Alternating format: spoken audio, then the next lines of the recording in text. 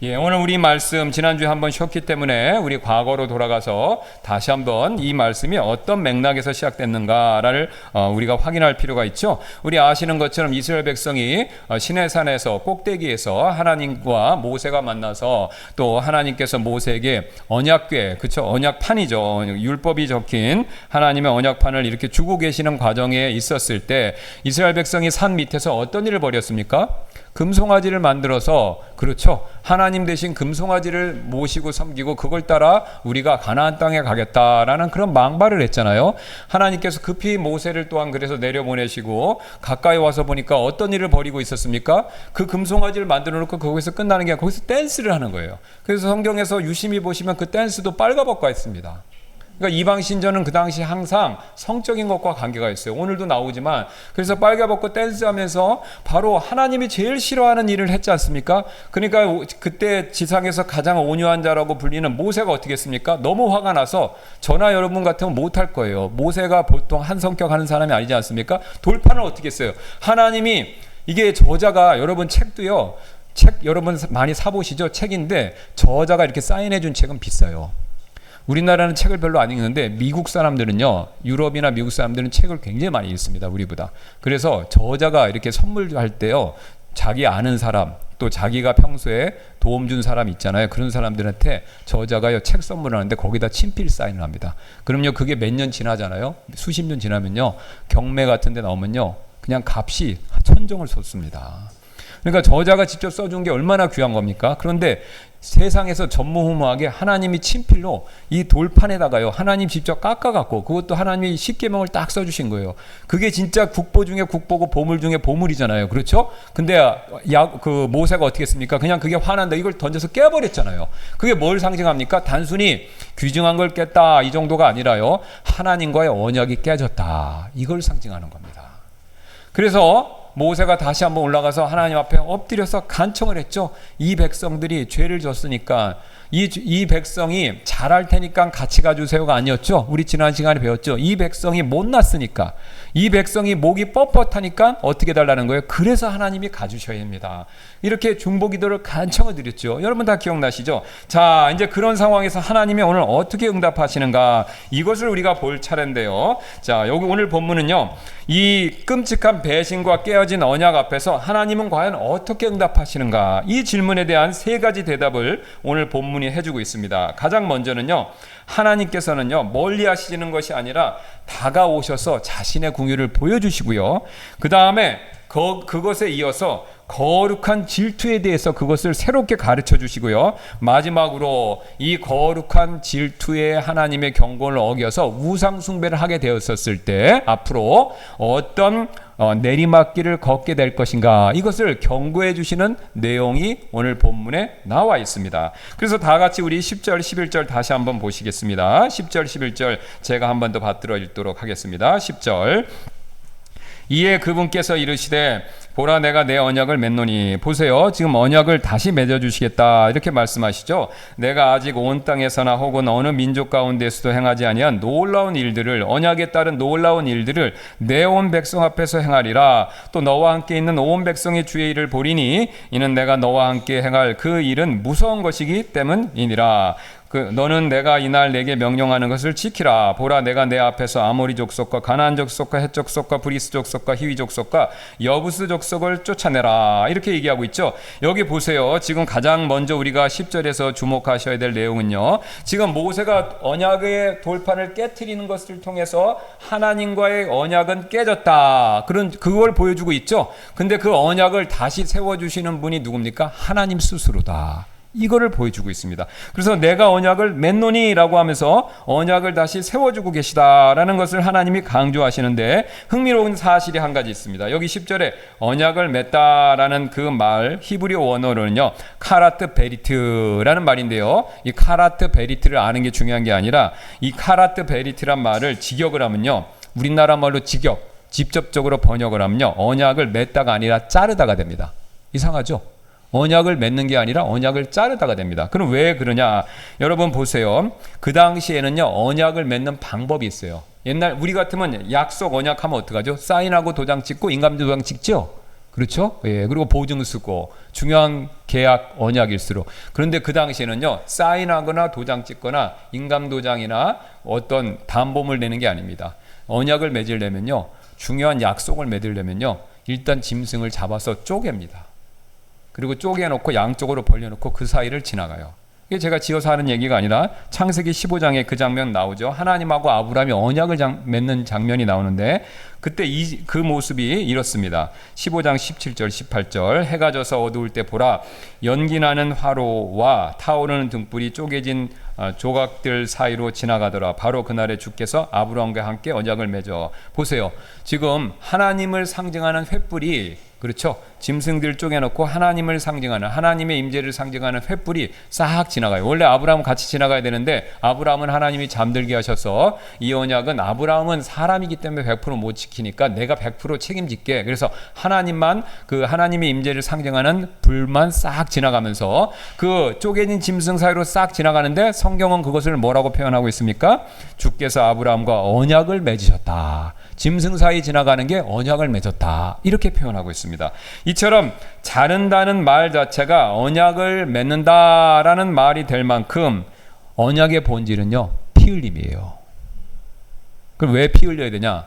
이 짐승 쪼개진 것처럼 약속을 어기면, 쌍방간에 약속을 맺는데 그 당시에는요, 약속을 어기면 이 피 흘려 쪼개진 짐승처럼 피 흘리고 죽는다 이거예요.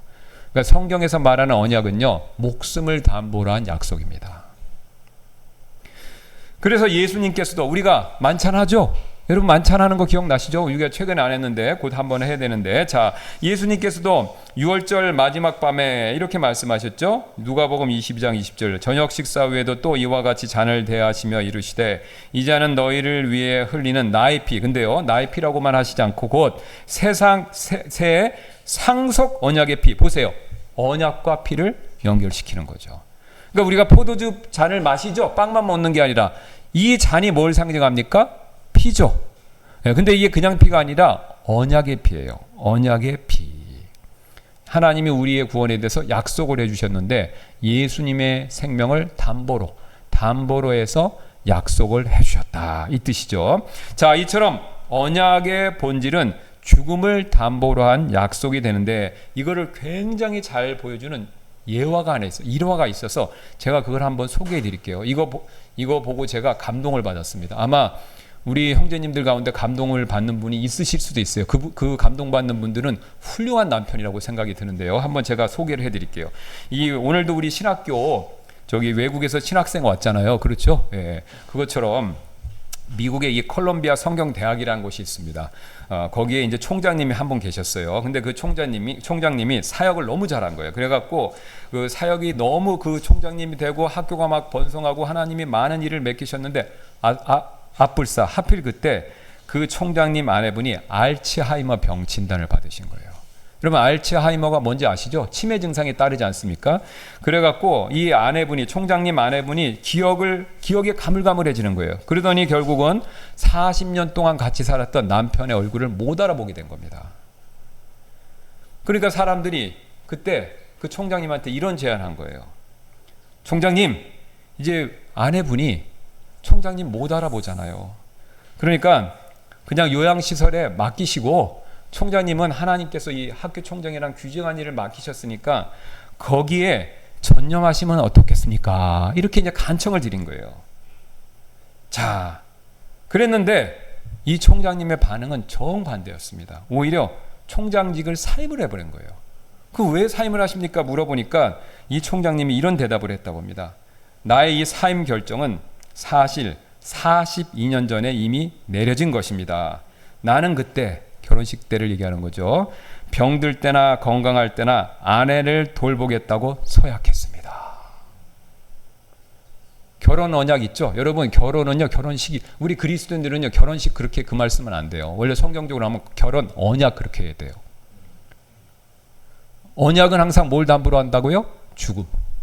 그러니까 우리가 여기 나오잖아요. 건강할 때나 그다음 병들 때나 기쁠 때나 슬플 때나 함께 한다는 거. 그건 뭐예요? 죽음이 갈라놓기 전에는 죽음으로 맹세하는 거예요. 그래서 결혼은 식이 아니라 언약인 거예요. 언약.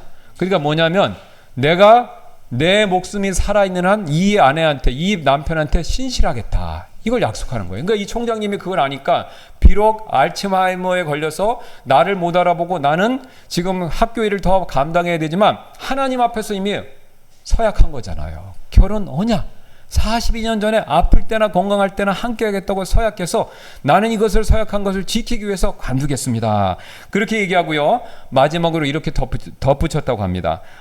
제 아내는 저를 알아보지 못합니다. 그러나 중요한 것은 그것이 아닙니다. 내가 아직도 내 아내를 알기 때문입니다. 여러분, 이게 바로 언약적인 사랑이지 않습니까? 상대방이 나를 잊어버려도, 상대방이 나를 배신해도 나는 그를 잊지 않는 사랑. 이게 언약적 사랑인 거예요. 오늘 하나님이 그 사랑을 우리에게 보여주시는 겁니다. 지금 보세요. 이스라엘 백성은 배도했잖아요. 그렇죠? 하나님 위에 계신데도 어땠어요? 밑에서요. 그렇죠? 우상 만들어 거기다 빌었죠. 그래서 이스라엘은요, 그 순간만큼은요, 하나님을 까먹은 거예요. 잊어버린 거예요. 돌아선 거죠. 그런데 누구는요? 하나님은 여전히 기억하신 거예요.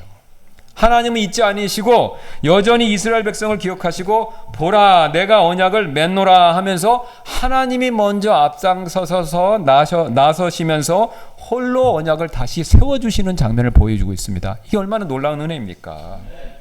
우리가 하나님을 알아보지 못할 때 있죠. 이스라엘 백성들처럼. 이게 여러분 이스라엘 백성의 이야기만은 아니잖아요. 그렇죠? 우리가 살아가면서 금송아지 만들어 놓고 빌고 그러진 않지만 우리가 마음속으로는 우상 만들어 놓고 따라갈 때 많이 있지 않습니까? 그래서 우리가 그 순간만큼 하나님 까먹잖아요. 그 하나님 까먹고 있을 때 우리가 하나님을 알아보지 못할 때도 하나님은 여전히 우리를 알고 계시다는 겁니다. 그래서 메추엘리 유명한 주석가죠. 그분이 좀 어렵지만 이런 설명을 했습니다. 이 본문을 딱 주석하면서 해석하면서 설명하면서 언약이 깨어졌을 때 깨진 것은 이스라엘이었습니다. 이제 갱신될 때 세우시는 분은 하나님이십니다. 다툼이 있다면 책임은 온전히 우리에게 있고 화평이 있다면 영광은 오직 하나님께 있을 것입니다. 하나님께 있을 뿐입니다. 이게 무슨 뜻이냐면요. 자 보세요. 보통 관계가 부부든지 친구든지 상관없습니다. 관계가 깨지면요, 보통은요, 관계를 깨트린 사람, 그 사람이 고개를 숙이고 먼저 찾아가서 화해하고 관계를 복구해야 되죠. 이게 상식이죠. 그렇죠? 근데 오늘 이 하나님의 언약 관계에서 이게 정반대로 돌아간다는 겁니다. 자, 그러니까 잘못은 이스라엘이 했는데 먼저 와서 다시 시작하자고 손 내미신 분은 누구예요? 배신당한 뒤통수를 치임을 받은 하나님이 먼저 왔다는 겁니다. 여러분, 우리가요 어떤 사람이 배신을 당했을 때 내가 있는데 저 다른 사람하고 있는데 배신을 한 사람이 먼저 사과해야 되는데 배신 당한 사람이 먼저 사과하는 경우가 있을 수가 있어요. 그렇죠? 근데 그럴 때는 무슨 관계입니까? 내가 약자일 때는 그렇게 할 수밖에 없어요. 그렇죠? 나를 배신한 사람이 갑이고 배신당한 나는 을이 되잖아요. 그러면 내가 어쩔 수 없이 풉시다, 화해합시다 이렇게 얘기할 수밖에 없어요. 그렇죠? 예. 그런데 반대로 내가 갑이고 나를 배신한 사람이 을인 거예요. 그래서 쉬운 예로 한번 이렇게 생각해 보세요. 자, 어느 대기업 회장님이 있어요. 제가 대기업 회장님이라고 생각해 보세요. 제가 대기업 회장님인데 직원 중에 한 사람이 저를 뒤통수를 치고 회사에 큰 손실을 끼치고 아마 뭐 회사 기밀을 빼냈다든가 아마 무슨 회사에 큰 손해를 입혔다든가 일부러 그렇게 배신을 당했다라고 생각해 보세요. 회장님 입장에선 그 사람 계속 데리고 있을 이유 있습니까? 회장님 입장에서는 그 사람 나간다고 회사가 더 큰 피해 보는 거 있습니까? 없죠. 회장은 그 직원이 조금 더 아쉽지 않아요. 내보내고 다른 사람 쓰면 되죠. 그런데 회장님이 갑자기 도리어 그 직원을 찾아가서 자기를 배신했고 없어도 되는데 그 직원을 찾아가서 우리 다시 한번 해봅시다 라고 먼저 손을 내민다면 여러분 어떻습니까? 그건 회장님이요 은혜를 베풀어 준 거죠. 여러분 바로 우리 하나님이 이 회장님과 같으시다라는 겁니다. 비는 건 누가 먼저 빌어야 돼요? 이스라엘이 빌어야죠. 근데 이스라엘이 빌기도 전에 하나님이 모세의 중보기도를 듣고 응답하셔서 하나님이 먼저 이 회장님처럼 손을 내밀어 주신 겁니다.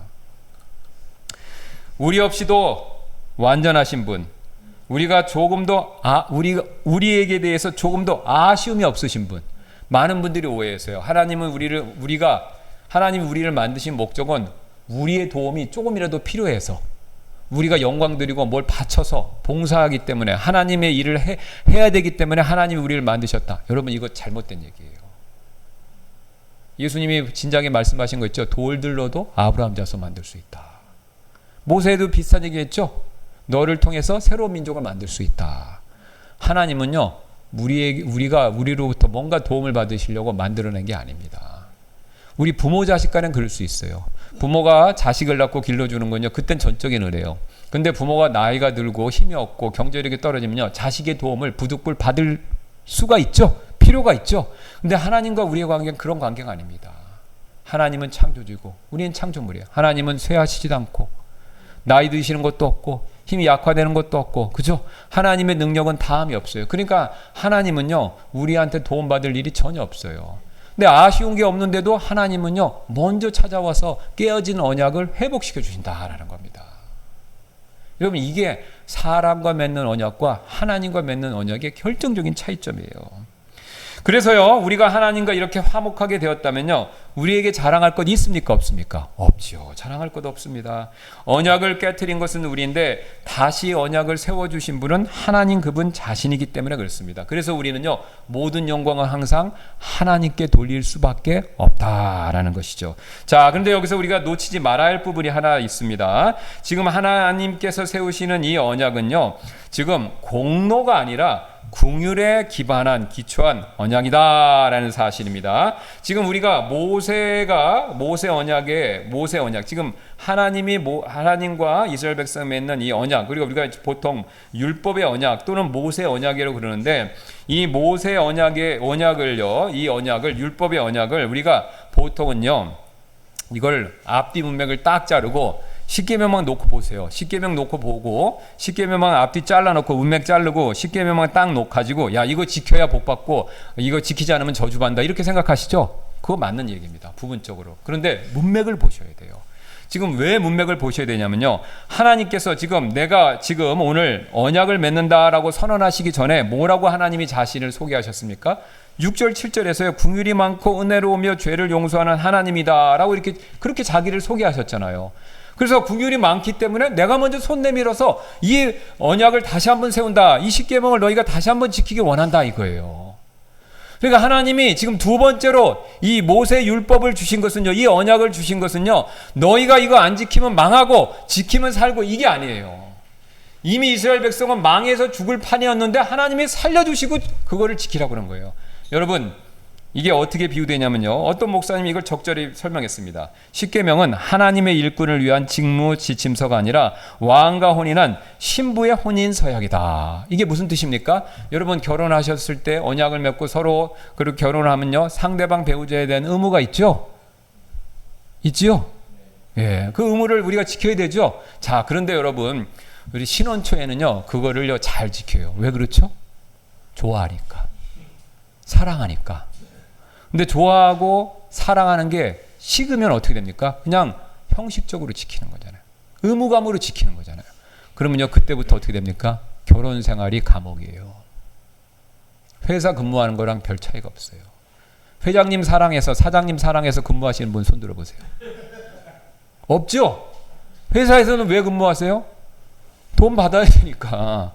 그죠? 의무 관계잖아요. 돈 받고 돈 주기 위해서 하는 거잖아요. 부부는 그겁니까? 아니죠. 남편이 돈 벌어주니까 사는 겁니까? 아니죠. 부인이 밥 해주니까 사는 겁니까? 아니죠. 사랑으로 맺은 언약이잖아요. 그러니까 사랑해서 서로에 대한 의무를 다하는 거 아닙니까? 지금 하나님과 맺는 언약도 똑같습니다. 하나님이 은혜를 베풀어 주셨으니, 긍휼을 베풀어 주셨으니 감사하고, 나도 벼룩도 낯짝이 있다고 이스라엘 백성도 어떻습니까? 이런 하나님의 은혜와 긍휼을 입었으니 나도 하나님 사랑하는 마음으로 내가 하나님이 다시 돌판에 써주시는 이 십계명, 이거 사랑하는 마음으로 지켜야 되겠다, 이 생각을 가지라, 이렇게 하나님 말씀해 주시는 것이죠. 자, 그렇다면 우리가 이 긍휼의 언약, 이걸 우리 삶에 어떻게 적용해 볼 수 있을까요? 첫째, 우리가 죄졌고 그래서 넘어졌었을 때 우리가 가야 할 방향이, 이걸 깨달으면요, 180도 바뀌게 됩니다. 우리는요, 일단 죄를 지면요, 정죄감을 느끼니까 본능적으로 누가 시키지 않아도 하나님을 피합니다. 여러분, 동산에서 아담과 유가 보여줬죠? 죄 짓고 하나님께 갔습니까? 숨었습니까? 숨었죠. 왜? 죄를 지면 숨게 돼 있어요. 그래서 아담이 에덴에서 그랬듯이 오늘 우리도 당연히 그런 모습을 취할 수밖에 없습니다. 그래서 죄 지면요, 담대하게 오히려 나가야 되는데 반대가 됩니다. 기도 끊기죠. 말씀 눈에 안 들어오죠. 예배 드리러 와도 불편하죠. 목사님이, 형제 자매가 무슨 얘기하는데 괜히 나한테 뭐라고 그런 것 같아요. 그러니까 어떻게 됩니까? 찔림을 받으니까 뒤로 물러나는 거예요. 자꾸. 그런데 오늘 이 금송아지 사건에서 이스라엘 백성이 엄청난 배신의 죄를 지었었을 때 먼저 손을 내미신 분이 누굽니까? 이스라엘 백성입니까? 하나님입니까? 하나님이죠. 원리가 똑같습니다. 우리가 금송아지를 숭배하진 않았지만 하나님 앞에 뭔가 잘못을 했었을 때 그 잘못에도 불구하고 우리에게 먼저 손을 내밀어 주시는 분, 화해와 또 화평의 손을 내밀어 주시는 분이 누구예요? 그게 하나님이에요. 우리는 그것을 믿으면요, 죄를 졌었을 때 뒤로 물러나서는 안 되고요, 항상 어떻습니까? 앞으로 나가야 됩니다. 그래서 제가 누누이 말씀드리는 게 죄를 지었을 때 후퇴하시면 안 돼요. 그거 마귀가 원하는 거예요. 죄를 지었었을 때는요, 오늘 하나님의 은혜와 그 궁율의 언약의 이 원리를 믿고 앞으로 나가셔야 되는 겁니다. 왜? 하나님은요, 언제든지 용서하고 받아주실 준비가 다 되어 있으시기 때문에 그렇죠. 그래서 회개란 건요, 내가 좀 죄 좀 씻고 내 마음이 좀 추스러지고 내 마음이 좀 반성하고, 회개는 그렇게 하는 게 아닙니다. 여러분 그렇게 생각하면 절대 회개 못 하세요. 회개는 찔림을 받았을 때 그때 그냥 주님께 달려나가는 겁니다. 그래야 하나님의 은혜를 듬뿍 받을 수 있어요. 그래서 여러분 죄책감 때문에 미뤄두신 하나님 앞에 기도 있다면요, 지금 마음속으로 이 시간 이 자리에 속을 하셔야 됩니다. 왜요? 하나님은 이미 오늘 이 사건을 통해 보여주셨던 것처럼 손을 내밀고 계시기 때문에 그렇습니다. 두 번째, 우리는요, 우리의 순종의 동기가 또 달라진다라는 것이죠. 자, 우리가 앞에서 말씀드렸던 것처럼 십계명이 무슨 회사에서 근무하는 직무 지침서가 되면요, 우리는요, 실적을 채우기 위해서 순종할 수밖에 없습니다. 그렇죠? 실적을 채우기 위해서. 그런데 지금 하나님의 이 명령이 바로 사랑의 혼인서약이다 이렇게 믿게 되면요, 우리의 순종은요, 하나님의 사랑에 대한 응답이죠. 그렇죠? 예. 결혼하셨죠? 남편과 아내가 서로 뭘 부탁을 해. 쓰레기 좀 버려달라, 애 좀 버려달라, 뭘 부탁을 해요. 그렇죠? 근데 사랑하는 마음이 남아있으면요, 기쁘게 하게 돼 있어요. 근데 사랑하는 마음이 식어버리면요, 왜 나한테 시켜? 이렇게 나와요. 그렇죠? 예. 이게 사람 마음이 참 이상합니다. 사랑이 빠지면요, 의무가 되고요, 사랑이 있으면요, 기쁘게 하게 돼 있어요. 근데 하나님은 이 언약을 통해서 우리를 여전히 사랑하신다는 것을 확실하게 보여주셨습니다. 그래서 우리는요, 우리가 하나님께서 요구하시는 것은 실적이 아니라 사랑에서 나오는 순종하는 마음, 이거다라는 것을 명심하실 필요가 있습니다. 그래서 11절에서 하나님 이렇게 말씀하시는 거 아니겠습니까? 내가 이날 내게 명령하는 것을 지키라. 문맥 빼고 얘기하면요, 율법적 순종으로 들려요. 회사에서 근무하는 직무 지침서 같이 하라고 들려요. 그러나 문맥을 놓고 보시면요, 아, 하나님이 은혜를 베풀어 주셨기 때문에 그래서 그 은혜를 너희가 입었으면 너희도 조금 사랑하는 마음으로 내 명령을 지켜야 되지 않겠느냐, 이렇게 들리기 시작한다라는 거죠. 자, 그래서 순서가 중요합니다. 항상 뭐가 먼저냐면요, 은혜가 먼저예요. 앞에 찬송 우리 불렀죠? 은혜가, 그렇죠, 은혜가 먼저입니다. 은혜가 먼저이고 순종은 그 은혜에 대한 응답이 되는 거, 여러분 꼭 명심하셔야 됩니다. 그런데 이렇게 받아주시는 은혜를 막 누리면요, 우리가 방종하기가 쉽습니다. 그렇죠?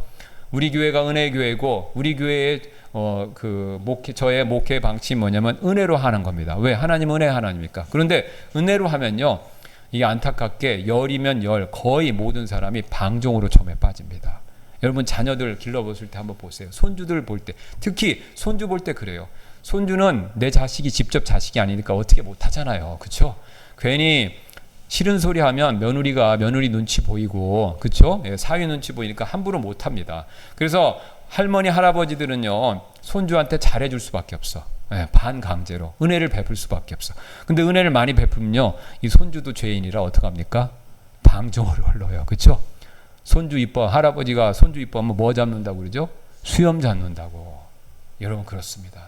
은혜로 해주면요, 항상 처음에는요, 잘 모를 땐, 철이 없을 땐 영적으로 방종으로 갑니다. 이게 방종으로 갈 수밖에 없어요.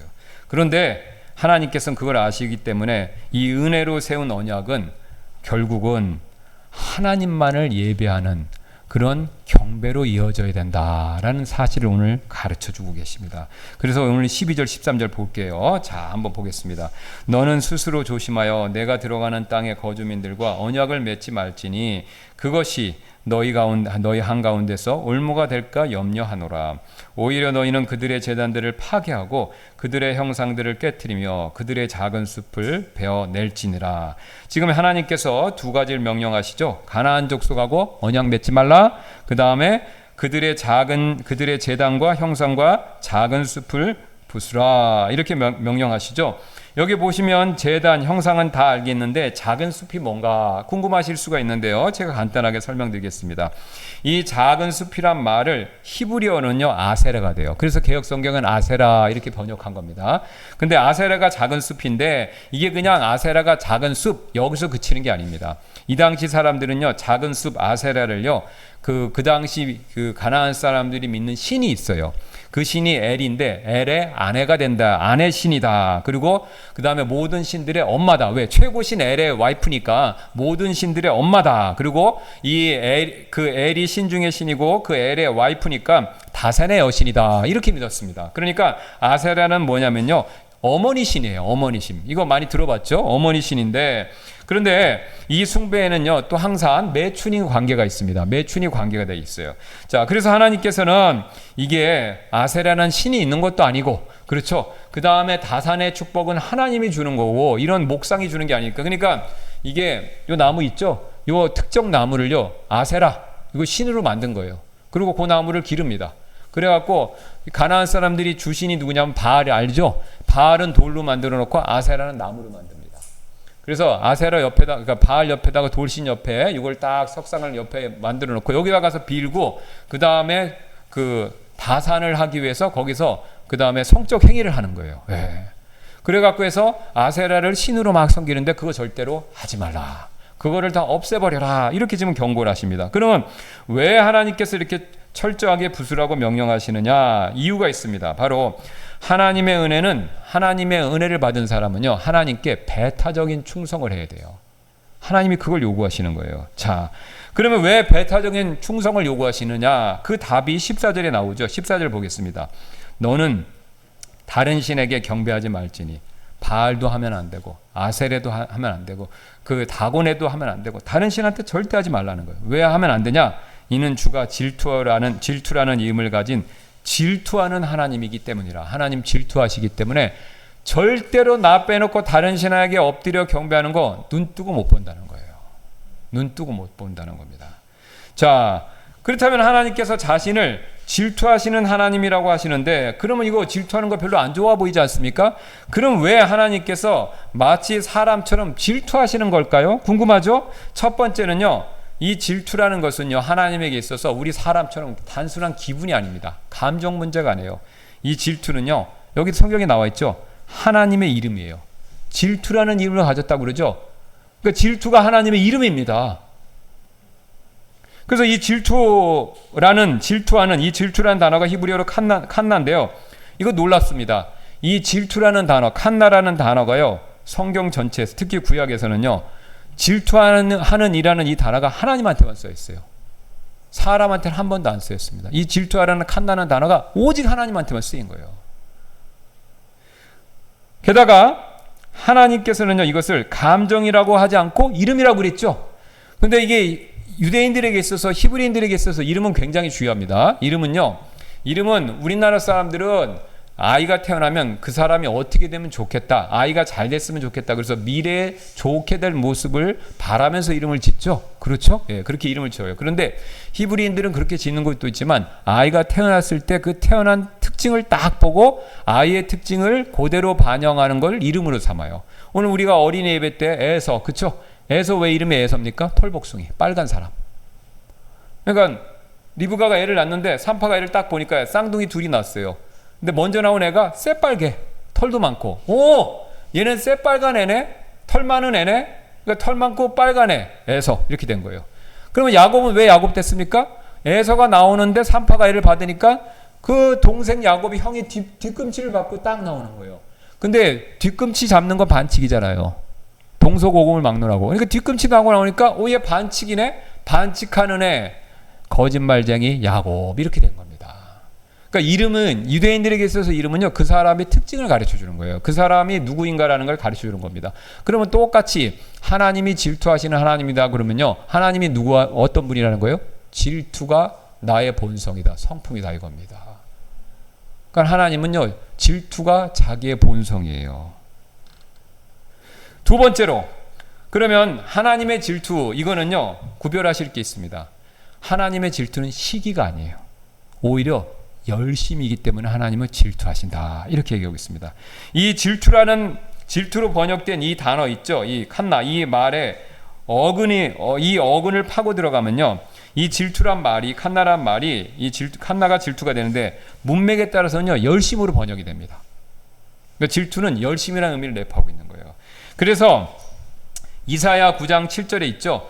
만군의 주의 열심이 이것을 이루리라. 이 열심, 주의 열심이 칸나입니다. 그 다음에 스가랴서 1장 14절에 내가 예루살렘과 시온을 위하여 큰 질투로 질투하노라. 여기도 칸나예요. 그러니까 앞에 열심도 칸나, 질투도 칸나. 그러니까 둘 다 뭡니까? 열심과 질투가 칸나라는 거예요. 자, 그래서 하나님의 질투는요. 하나님의 질투에 정반대는 무관심이에요. 무관심. 그러니까 하나님께서는요. 이게 하나님의 질투라는 것은요. 얼굴이 붉어질 만큼 뜨거운 마음. 이게 하나님의 질투라는 거예요. 이게 하나님의 본성 가운데 하나예요. 그런데 여기서 우리가 조심해야 될 게 뭐냐면 시기하고 혼동하면 안 됩니다. 이게 영어로 시기는 envy고 그다음에 질투는 jealousy가 되는데 이게 미국 사람들이 이걸 두 개를 구분해요. 두 개 똑같이 보질 않습니다. 어떻게 구분하냐? 시기, envy라는 것은요. 내게 아닌 걸 탐내는 거예요. 내게 아닌데 그걸 탐내는 거예요. 자, 쉬운 예로 제 아내가 있죠. 이거 쉬운 예로. 이거 오해하시면 안 돼요. 제 아내가 있는데 TV를 봤더니 미스 코리아가 나와. 그래서 야, 내가 저 여자하고 살았으면 좋겠다. 이건 시기예요. 왜 시기죠? 저 여자는 나의 아내가 아니잖아요. 내게 아니잖아요. 쉬운 말로. 그런데 제 아내가 있는데 누가 우리 아내한테 그런 분이 없는데 관심을 갖는 거야. 그러면 그때도 막 마음이 안 좋죠. 이건 질투예요. 그러면 시기하고 질투 차이점 뭐예요? 내 거냐 아니냐 이겁니다. 남의 거를 갖고 싶어하면 시기고 내 거를 남이 갖고 싶어하면 느낄 때 그 뜨거운 마음 그건 질투인 거예요. 그래서 이게 두 가지를 구별하는데 그런데 시기는 내 것이 아닌 것을 탐내는 마음이고 질투는 마땅히 내게 속한 것을 지키려는 열심이 된다라는 것이죠. 그래서 죄가 되는 것은 시기고 그 다음에 질투는요 어떤 관계이냐에 따라서 죄가 될 수도 있고 거룩한 것이 될 수도 있다라는 겁니다. 세 번째 하나님이 질투하시는 이유는요 이게 계약이 아니라 혼인이다라는 것이죠. 제가 앞에서 혼인이 언약이다 이렇게 말씀드렸죠. 자, 십계명이 직무지침서가 아니라 혼인서약이다라고 말씀드렸던 것처럼 하나님은요 이스라엘의 고용주가 아니라 우리 성경에서 얘기하죠. 이스라엘의 남편이고 이스라엘은 하나님의 아내예요. 그렇죠? 그거 제 얘기가 아닙니다. 하나님께서 호세아 2장 19절에 이렇게 말씀하셨잖아요. 내가 너를 나에게 영원토록 정원시키리니 인자함과 긍휼로 나에게 정원시키리라. 보니까 하나님하고 그러니까 신약에서는요. 그리스도하고 교회는요. 그리스도는 신랑, 교회는 신부. 구약에서 하나님하고 이스라엘은 하나님은 신랑, 신부는 누구? 이스라엘이 되는 겁니다. 근데 그 신부인 이스라엘이 우상 숭배를 하면 그게 간음죄에 해당하기 때문에 하나님이 속된 말로 화나시는 거예요. 왜요? 질투하는 하나님이니까. 그래서 여러분 생각해 보세요. 각자 배우자가 있으신데 각각의 배우자가 외도했다. 그럴 수도 있지. 넘어가는 분이 있어요? 없죠. 그렇게 넘어가는 사람이 있으면요. 그 배우자를 사랑하는 게 아닙니다. 사랑하면요. 질투하게 돼 있어요. 사랑하면 질투할 수밖에 없어요. 그래서 만약에 다른 배우자가 상대방 배우자가 외도하는 걸 보고도 괜찮다. 그러면 그 결혼은 이미 끝장난 거죠. 죽은 겁니다. 질투하지 않는 사랑은요. 너그러운 사랑이 아니라 사랑 자체가 아닌 것이 되는 거죠. 자, 그런데 여기 우리 마음에 여전히 걸리는 게 있죠. 우리가 아는 질투는 대부분 이제 추하기 때문에 부정적이기 때문에 우리가 하나님의 질투와 우리의 질투와는 다르다라는 사실을 짚고 넘어갈 필요가 있는데요. 자, 우리의 질투는요, 우리의 원함과 바람과 갈망이 채워지질 않으니까 거기에서 나오는 불안감입니다. 그렇죠. 내 건데 내 거로부터 만족을 못 누리는 거예요. 그러면 못 누리니까 어떻습니까? 불안하죠. 그러니까 불안하니까 그 걱정이 질투로, 그게 질투로 드러나는 겁니다. 그래서 내가 원하는 것을 잃어버릴까봐 움켜쥐려고 그러죠. 질투하면요, 더 움켜쥐려고 그래요. 또 내가 부족하다고 생각하는 것을 더 막 가지려고 그러죠. 그 다음에 저 사람이 나보다 나을까봐 또 그것을 막 움켜쥐려고 그러죠. 질투하면 불안하잖아요. 그러니까 불안하니까 질투심이 생기면 더 집착하는 거예요. 그래서 질투심으로 상대방 배우자에 집착하면요, 의처증 의부증에 빠지는 겁니다. 그럴 수밖에 없는 거예요. 왜요? 채워지질 않으니까. 더 갖고 싶어서 나도 모르게 더 움켜쥐려고 그러는 겁니다. 그래서 이 사람의 질투는 사랑처럼 보이지만 실제는요, 두려움이에요. 두려움. 이거 잃어버릴까 봐. 채워지지 않으니까 불안해서 오는 두려움입니다. 그래서 채워지지 않는 갈망이 사람의 질투이고요. 그 다음에 그렇게 자꾸 움켜쥐려고 하니까 그런 관계를 서로 갖고 있으면요, 상대방에게는 이게 감옥이 되는 겁니다. 이게 감옥이 되는 거예요. 이게 그럴 수밖에 없어요. 이게 사람의 질투의 결론이에요. 그런데 하나님의 질투는 다릅니다. 하나님은요, 결핍이 없어요. 부족이 없죠. 그래서 하나님은요, 우리가 없어도 조금 더 부족하지 않으시는, 자존하시는, 스스로 계신 여호와이시잖아요. 그래서 하나님의 질투는요, 뭔가 하나님이 부족해갖고 우리를 이렇게 움켜쥐려고, 이스라엘 백성의 사랑을 못 받으니까 하나님이 그 사랑에 굶주려서, 그래서 이스라엘 백성을 막 붙여 움켜쥐려고, 그게 아닙니다. 오히려 순수한 사랑에서 나오는 배타성, 이겁니다. 이게 하나님 사랑과 우리 사랑의 차이점이에요. 자, 그래서 이 하나님의 사랑이요, 하나님의 사랑에서 나온 질투는요, 이게 우리가 좋은 점이 있습니다. 뭐가 좋은 점이 있냐면요, 언약 백성이, 자기와 결혼한 이스라엘 백성이 우상을 섬길 때는요, 이 질투가요, 무섭지만 소멸시키는 불이 됩니다. 그래서 신명기 4장 24절에 이런 말씀이 있습니다. 주 내 하나님은 소멸시키시는 불, 곧 질투하는 하나님이시기 때문이라. 이스라엘 백성이 언약 백성인데 우상 숭배하잖아요. 하나님 배신하고 다른 신하고, 이스라엘 백성들이 하나님 떠나서 다른 신한테 기웃기웃거리면요, 하나님이 질투하시면서, 근데 그 질투가 이스라엘 백성의 사랑이 부족해서가 아니에요. 하나님 충만히 넘치는데 언약 관계를 어겼잖아요. 그러니까 너는 내 거란 말이에요. 보아라고 보석이라고 그랬잖아요. 근데 그게 지금 다른 사람의 손대니까 화가 나는 거죠. 그렇죠? 예, 그런데 그 화가, 질투에서 나오는 화가 불이다. 소멸시키는 불이다. 이렇게 얘기하는 거죠. 무섭습니다. 그런데 그 질투에서 소멸시키는 불인 그 하나님의 질투인데, 이게요, 그런데 그거를요, 누가 다른 이방 민족이 그 자신의 아래인 이스라엘 백성을 건들면요, 하나님의 이 질투의 불은요, 그 자기 아내인 이스라엘 백성을 건드는 이방 민족에게는요, 파멸의 불로 또 반대로 갑니다. 여러분, 아내를 너무 사랑해. 그래서 아내에 대해서 내가 정말로, 아내가 또 나도 배타적인 사랑을 요구하게 되잖아요. 그렇죠? 그런데 그 아내를 누가 찝쩍거리면 어떻게 됩니까? 그 사람 가만둘 수가 없죠? 똑같습니다. 하나님은 질투하신다는 게 오히려 반대로 이스라엘 백성을 보호해 주신다는 보호막 역할을 한다라는 겁니다. 이게 하나님이 질투하신다는 것이 우리에게 주는 큰 유익이 됩니다, 여러분. 인간의 질투는요, 오해할 수 있어요. 왜 의처증, 의부증이란 말을 씁니까? 사실이 아닐 수 있으니까. 그죠? 진짜가 아닌데 내가 잘못 판단해서 의심하니까, 사실이 아니니까 의처증, 의부증은 문제가 있는 거예요. 그런데 하나님의 질투는요, 의처증, 의부증이 생길 수가 없어. 왜? 하나님은 정확하시니까. 오히려 그 하나님의 질투는요, 우리를 보호해주는 그런 역할을 한다라는 겁니다.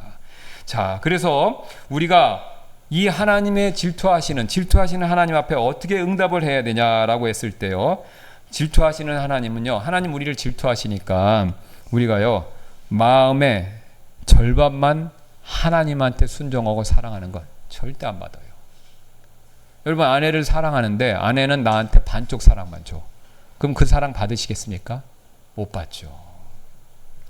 나도 질투할 만큼 너만을 이스라엘 너만을 온전히 사랑하니까, 그래서 손대면 파멸시킬 만큼 사랑하니까 너도 어떻게 하라는 거예요? 나를 전적으로 사랑하고 내 계명을 순종하라. 이게 하나님 원하시는 겁니다.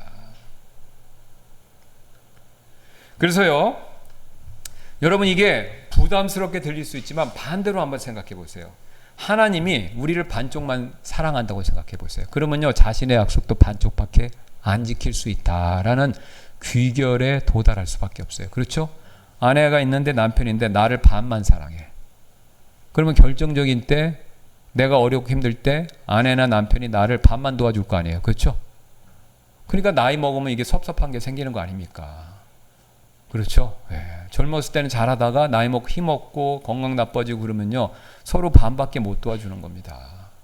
그렇죠? 사랑이 반으로 식었으니까. 그러니 갈등이 생기는 거죠. 그러니 그 뭐 황혼 이혼 막 이런 게 생기는 거 아닙니까? 근데 하나님은 그게 없어요. 하나님은 한결같고, 그래서 하나님도 그거를 요구하시는 거예요. 그러면 여러분, 나는 아내를 100%, 남편을 100% 사랑한다. 아내가 나 50%만 사랑한다. 그러면 그거 받아들일 수 있습니까? 안 되죠. 당신도 100% 사랑해야 된다. 그 요구하는 건 정당한 겁니다. 그럼 하나님도 우리를 100% 사랑하니까 우리도 100% 사랑해야 된다는 요구, 그거 잘못된 거 아니라는 거죠. 그래서 우리의 마음에 두 마음이 있다면요, 그거 내려놓으셔야 됩니다. 우리 마음에 이스라엘 백성 어떻게 했어요? 정해진 날에는 성전 가서 하나님한테만 경배했죠. 주중에 뭐 했어요? 바알하고 아세라 세워놓고 주중에는요, 바알하고 아세라한테 빌은 거예요. 그러니까 이스라엘 백성 가나안 땅에 들어가면 그럴 줄 알고 하나님이 지금 시내산에 있을 때부터 절대 그거 하지 말라는 거예요. 주중에는 아세라 섬기지 말라 이겁니다. 우리도 똑같습니다. 주일에 예배하시죠? 이 시간만큼 집중해서 하나님 말씀 듣고 지금 하나님을 섬겨야 되겠다 결심하시고 또 은혜도 받으시죠? 근데 주중에 50% 충성을 하나님께 드리면 안 됩니다.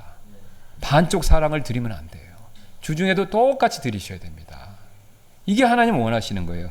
자, 그래서 하나님께서는 이렇게 질투하실 정도로 사랑하시기 때문에 우리한테 절대로 그렇게 하면 안 된다. 지금 경고하신 건데, 그게 그렇게 하신 또 이유가 있습니다. 왜냐면요, 이게 우상숭배에 빠지면요, 완전히 패가 망신하기 때문에 그래요. 하나님이 그래서 지금 이어지는 15절, 16절에서요, 우상숭배에 빠지면 어떻게 패가 망신하는 거, 이거를 굉장히 자세하게 보여주시는데, 이게 내리막길로 완전히 패가 망신한다, 이걸 보여주는데요. 15절 16절 보겠습니다. 너는 그 땅의 거주민들과 언약을 맺지 말지니 그들이 자기 신들을 쫓아 행음의 길로 가고 자기 신들에게 희생물을 드리며 또 한 사람이 너를 부르면 내가 그의 희생물을 먹고 또 내가 내 아들들을 위하여 그들의 딸들을 취함으로 그들의 딸들이 그들의 신들을 쫓아 행음의 길로 가고 또 내 아들들이 그들의 신들을 쫓아 행음의 길로 가게 할까 염려하노라. 자, 보세요. 지금 행음의 길로 가고라는 표현이 있지 않습니까? 이게요, 지금 행음의 길로 간다라는 것이 간음한다 이 뜻이죠. 이게 히브리 말로는 자나라는 단어인데 이게 그냥 직접 번역하면 간음한다 이 뜻입니다. 그러니까 그들이 자기들의 신을 쫓아 자기 신들을 쫓아 간음하고 이 뜻입니다. 지금 자, 그래서 지금 하나님께서는요, 우상 숭배를 규칙 위반 이렇게 얘기 안 하시고 외도 간음 이렇게 얘기하죠. 그런데 이게 간음하는 단계가 점진적으로 나타난다. 이게 중요합니다. 점진적으로. 자, 보세요. 어떻게 점진적으로 나타납니까? 처음에는요, 조약을 맺어요. 가나안 사람들하고 조약을 맺는 겁니다. 그럼 조약은요, 상호 이익이죠. 내가 손해받으면서 조약 맺을 사람 없죠. 그러니까 가나안 사람하고 이스라엘 백성들이 뭔가 경제적으로 정치적으로 서로 이익을 맺기 위해서 서로 조약을 합니다. 언약을 맺는 거예요. 약속으로 시작해요. 그 다음에 어떻게 합니까? 조약을 맺었으니까 예배에 초대를 받아요. 그렇죠? 예. 그러니까 지금 유다 자손들 우리 이제 조약을 맺었으니까 평화롭게 같이 삽시다 그랬는데, 우리가 당신들 예배도 갈 테니 당신들도 우리 예배에 오십시오 이렇게 초대를 한다는 거예요. 자, 우리 기독교는요, 2단이든지 3단이든지 다 일단 환영합니다. 그렇죠? 그렇잖아요. 뭐 2단이 온다고 그러는데 우리가 못 온다고 그러면 안 되죠. 그렇죠? 예, 우리가 신천지 오지 말라는 거는 했는데 그건 이제 그 사람들이 법적으로 우리 거를까 봐 우리가 보호하려고 한 거고, 그 사람들 오는 걸 원천적으로 막는 건 아니죠. 그래서 2단이든 3단이든 우리한테 오는 걸 우리는 원천적으로 막지는 않아요. 그렇죠? 자, 그런데 우리가 거기 가는 거 그건 금지죠. 근데 그 사람들은 그렇게 한다는 거예요. 자, 나 한번 와줬으니 당신도 우리한테 오시오. 근데 이거를요, 조약을 맺었으니까 가게 되는 겁니다. 그래서 예배에 참석을 하게 되고요. 자, 예배에 초대받으면 그때나 지금이나 공통된 게 있어요. 예배를 드리면요 항상 먹는 게 뒤따라요. 이게 구약에는요 희생물을 드리면 희생물을 다 태워서 드리는 번제도 있고 그 다음 다 태우지 않는 다른 헌물들이 있어요. 그렇죠? 뭐 화해헌물이라든가 그런 것들이, 그런 거는요 중요한 부분만 태우고 아니면 일부만 하고 그 다음에 그 남은 고기의 일부를 희생물을 어떻게 합니까? 꼭 먹어요. 제사장하고 그 희생물을 드린 사람이 같이 먹습니다. 그러니까 이방 신전에 가서 예배를 드리고 나면요 그게 남죠? 그럼 바베큐 파티를 하는 거예요. 우리도 그게 있잖아요. 우리가 예배 드리고 나면 뭐 하는 겁니까? 식사하죠. 그게 애찬이잖아요. 예. 그러니까 예배 가면 또 식사를 할 수밖에 없어요. 그러면 자, 우상에게 드렸던 걸 먹으니까 이거 잘하는 겁니까? 못하는 겁니까? 못하는 거죠. 그거를 시장에 파는 거를 할 수 없이 모르고 먹는 건 괜찮아요. 그런데 바로 요 앞에서 우상에게 희생물을 드린 걸 그 자리에서 같이 먹는 거, 그거는 문제가 있는 겁니다. 그거는 원하시는 게 아니에요. 예. 자, 그러다가 어떻게 돼요? 같이 이제 바베큐 파티 하면요. 주거니 받거니 술 한잔도 하겠죠. 그죠? 자, 그러다 보면 어떻게 됩니까? 젊은 사람 있으면 눈 맞아서 어떻게 되는 거예요? 결혼하게 되는 거죠. 그래서 통혼이 벌어지는 겁니다. 그러면 통혼이 되면요. 이스라엘 백성 이방인하고 구별이 안 서요. 그럼 이스라엘 백성의 정체성이 없어지면서 흡수되는 거죠. 여러분 보세요. 우리 어느 나라든지 왜 이민 정책을 하는 줄 아세요? 이민 정책을 하면 외국 사람이 오면요. 2세대 정도 지나면요. 그냥 그 나라 사람들이 돼버리는 거예요. 그러니까 모든 나라의 이민 그 당국자들은 알아요. 이민을 받아들이면 그 나라의 사람들에게 2세대, 3세대 지나면요. 다 그냥 녹아나는 거예요. 없어져 버리는 겁니다. 그러니까 통혼을 하면요. 그냥 이스라엘 백성이 녹아나는 겁니다. 왜요? 가나안 사람들이 다수니까. 다수니까.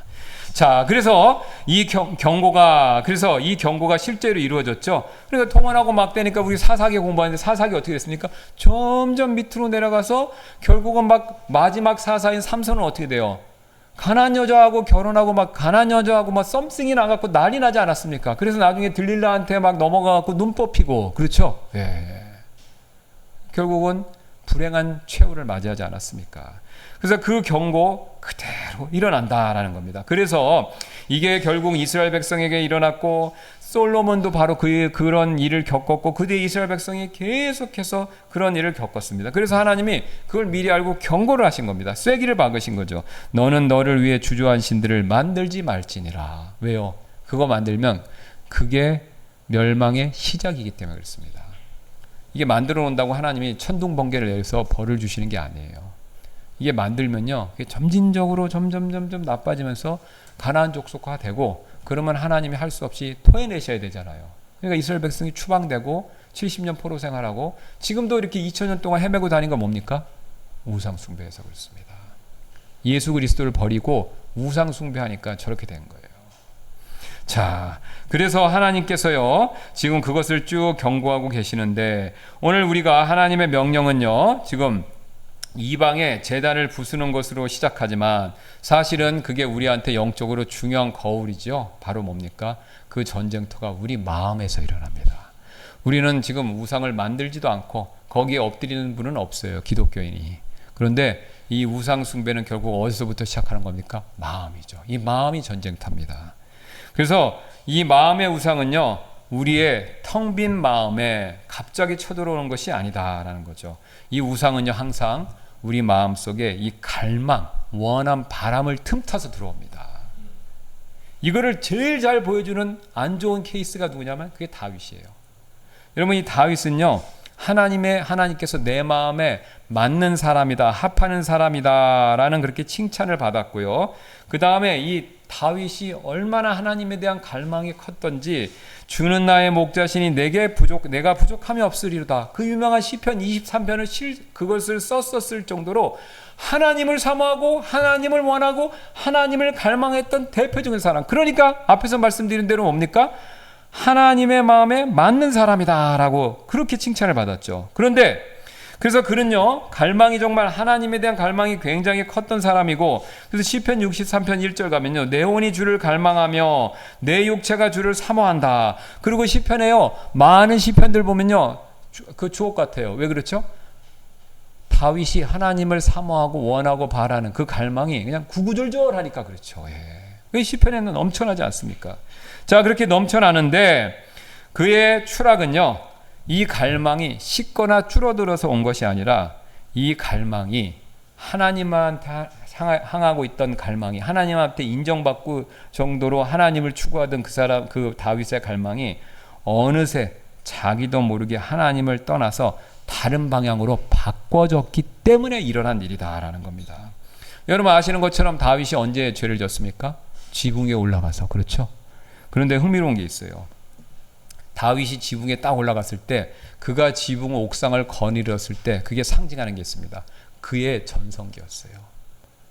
다윗 고생 엄청 한 사람입니다. 사울한테 거의 10몇 년 동안 쫓겨다니고 가까스로 왕이 되고, 그 다음에 자기 반대하는 정치적인 적들을 은혜로 하면서 정말로 산전수전 다 겪고 왕이 됐고, 또 왕권을 확립하기 위해서 굉장히 수고 많이 했죠. 얼마나 힘들었으면 블레셋 사람들한테 갔을 땐 미친 척 해갖고 수염에다가 침까지 흘렸습니까? 그런데 이때가 바로 그 모든 산전수전을 겪고 다윗이 자기 인생의 절정기가 된 거예요. 왕국은 확장되고 보고가 넘쳐나고 정치적인 입지가 완전히 지금 확실해지고 이런 순간인데, 바로 그때에 다윗이 딱 올라가서 엉뚱한 짓을 한 겁니다. 그러면 여러분 생각해 보세요. 다윗이요, 다 가졌어요 그때. 그런데 왜 금지된 열매, 넘지 말아야 될 선을 왜 넘었을까요? 부인도 많았잖아요. 척들도 많고. 여러분 여기 굉장히 중요한 원리가 있습니다. 다윗이요, 자기도 모르게 하나님으로 인해서 만족하고 있다가 이쯤 됐을 때, 전성기를 달리고 있을 때 그 마음이 살짝 떠난 거예요. 이게 제 얘기가 아니에요. 나단 선지자가 하는 얘기가 있어요. 거기 보세요. 나단 선지자가 이런 얘기를 하죠. 왜 너 이렇게 했냐라고 책망할 때, 만일 그것이 너무 적었다면 내가 내게 이것저것들을 더 많이 주었으리라. 너 부족해서 이 짓 한 거야? 그러면 내가 더 주었을 텐데. 다윗은요, 차고 넘쳤어요. 근데 차고 넘쳤는데 왜 더 가지려고 했죠? 다윗이 옛날에는요, 하나님으로만 만족하고 있었어요. 근데 이게 살짝 벗어나니까요, 다윗의 마음에 이상한 일이 벌어진 거야. 평생 한 번도 없었던 일이 벌어진 거예요. 하나님께 있을 때는 지금보다 훨씬 가진 것도 없고 정치적 권력도 없고 영토도 적었는데, 하나님께 향하고 있을 때는 엄청 만족을 누리고 있었어요. 근데 자기도 모르게 이게 잘 되니까 어느 순간 이렇게 도는 거야. 이렇게 도니까 무슨 문제가 생긴 줄 아세요? 그 많은 걸 가지고 있음에도 불구하고 왠지 마음이 헛헛해진 거예요. 이게 여러분 무서운 일입니다. 그러니까 이상한 일이 벌어진 거예요. 그전엔 그런 경험이 없었던 거예요. 없어도 만족했어.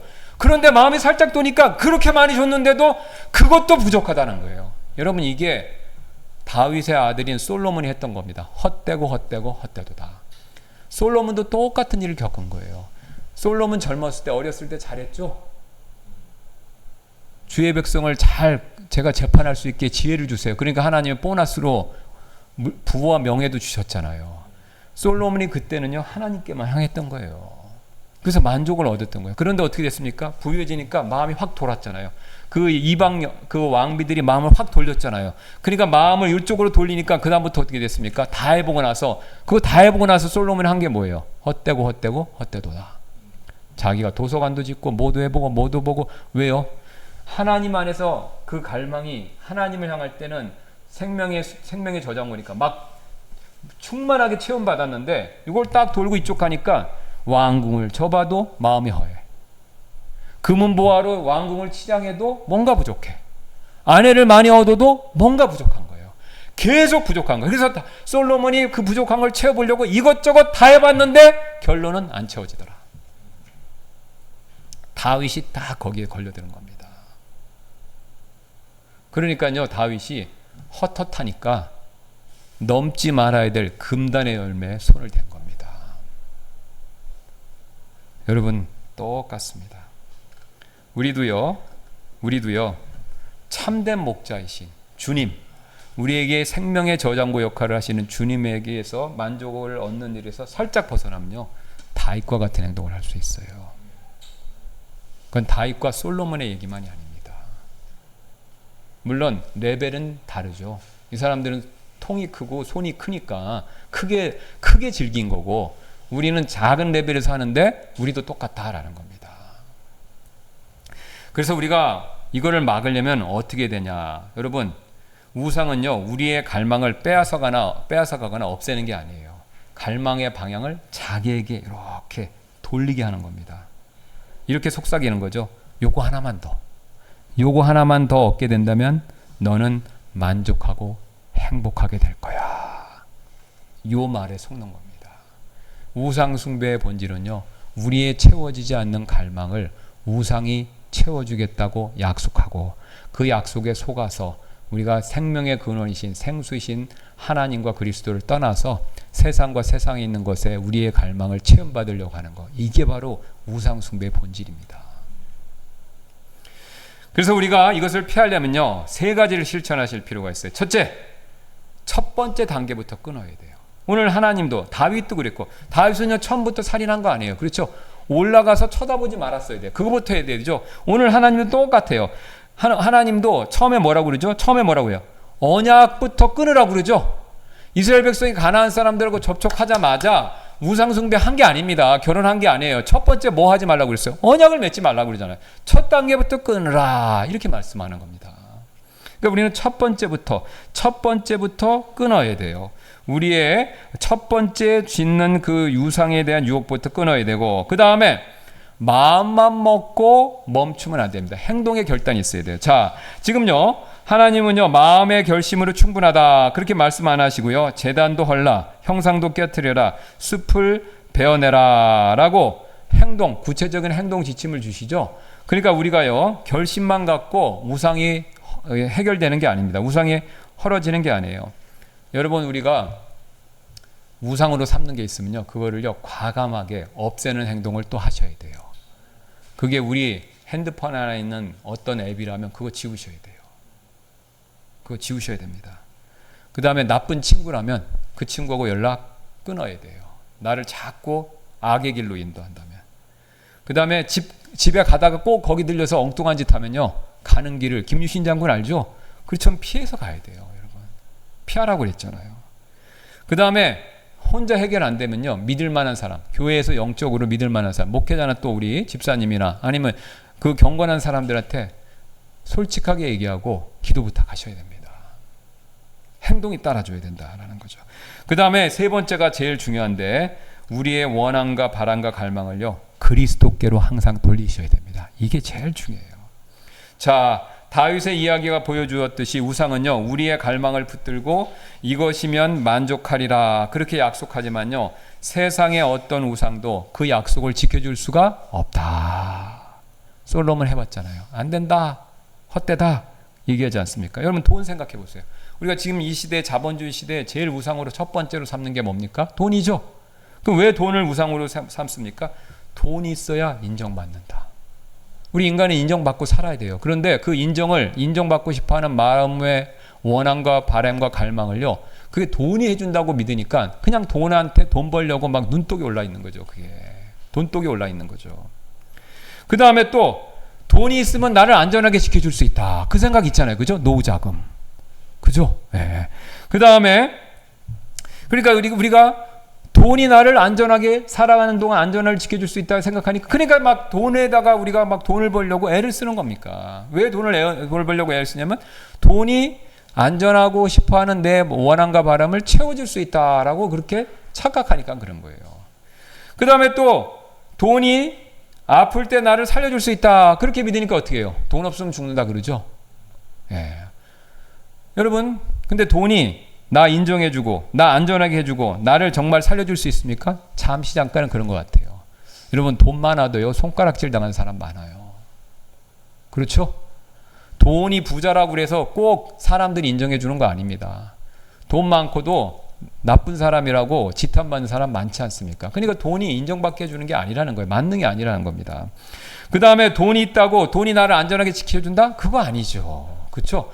여러분, 돈이 있다고 100% 안전합니까? 아니죠. 돈이 많으면 털리기가 쉬워. 사기꾼들이 들러붙는다니까요. 그러니까 돈이 오히려 나한테, 돈이 없으면 안 생길 일도 생기게 만든다니까요. 그 다음에 돈이 생명을 나를 살려줄 수 있다? 미국의 막 재벌들 그 돈 갖고 죽으려니까 남겨놓고 하니까 너무 아까운 거야. 그러니까 어떻게 돼요? 냉동인간. 그래갖고 자기를 냉동시키는데 그거 1년에 뭐 몇 억씩이래잖아요. 그래갖고 그 자식들이 아까운 거예요. 그래갖고 막 소송하니까 그게 막 소송해서 패하기도 하고 그런 거예요. 그리고 그러니까 그 돈 누구만 좋은 거예요? 냉동회사. 예, 그 왜 냉동하는지 아시죠? 10년, 100년 뒤에 되면 소생시키는 기술이 있을 거라고 믿고 냉동시키는 거예요. 그러니까 그거 1년에 막 전기 오고 막 약값 해갖고 막 그걸 과하게 불러갖고 몇 억씩 막 가져가는 거예요. 그러니까 그 재산을 다 날리는 겁니다. 영원한 생명 못 줘요. 예. 여러분, 오직 돈은요, 채워줄 수 없어요. 우리의 원함과 바람과 갈망, 인정받고 싶은 거, 그 다음에 안전에 대한 거, 그 다음에 나를 살려줄 수 있다는 건요, 오직 예수 그리스도 안에서만요, 그 모든 원함과 바람이 채워줄 수 있습니다. 하나님이 그래서 예수님을 우리에게 선물로 주신 거예요. 그래서 여러분이 예수님한테 저는 예수님 안에서 인정받고 또 예수님 안에서 내가 안전을 보장받고 싶고 또 예수님 안에서 내가 영원히 사는 것을 믿습니다. 이거를 생각하면요, 내 마음에 이런 원함과 바람이 쫙 성령님을 통해서 채워지면서요, 걱정, 근심, 원망, 불평, 그 다음에 온갖 쓴뿌리들이요, 이게 싹 눈 녹듯이 녹고 사라집니다. 그러면 저절로 마음에 평안이 생기는 거예요. 이게 하나님이 주시는 선물입니다. 그래서요, 우리는요, 이 복을요, 항상 누리셔야 돼요. 그리고 이거는요, 맛보아 알지어다라고 말씀하세요. 맛보셔야 돼요. 제가 여기 말씀드리니까 다 거의 대부분의 분들이 끄떡끄떡해요. 왜요? 이거 모르는 사람 없고 이거 어려운 거 아니기 때문에 그래요. 근데 이거를요, 해봐야 돼요. 와서 맛봐야 돼요. 맛보는 사람만 아는 거예요. 그렇죠? 네, 맛보는 사람만 알 수 있습니다. 그러니까 머릿속에서 아는 걸로 머무르시면 안 되고 이걸 진짜로 예수님께 가서 이걸 맛보게 해달라고 기도하고 체험을 하셔야 돼요. 예. 그래야 기쁨과 즐거움을 누리고 그 힘으로 우상숭배 안 하는 겁니다. 이거 맛못 보고 내가 우상숭배 안 해야지 이렇게 하면요, 결국은 시간이 지나가면요, 넘어져요. 왜요? 내 원함과 바람을 우상이 채워줄 것이라는 강력한 유혹이 오는데 그걸 어떻게 뿌리칩니까? 못 뿌리쳐요. 뿌리칠 수가 없습니다. 다 결국은 넘어져요. 그래서 하나님이 아시기 때문에 그리스도를 통해서 만족을 얻는 그런 방법과 길을 다 열어놓으신 겁니다. 그러니까 우리가 거기로 가시기만 하면 돼요. 가셔서 요청하고 꺼내 쓰시고 그걸 누리시기만 하면 돼요. 그러면 그 다음부터는요, 성령님이 저절로 해주시는 거예요. 여러분, 이거를 꼭 맛보시고 실천하시는 저와 여러분들 되시기를 주님의 이름으로 축원합니다.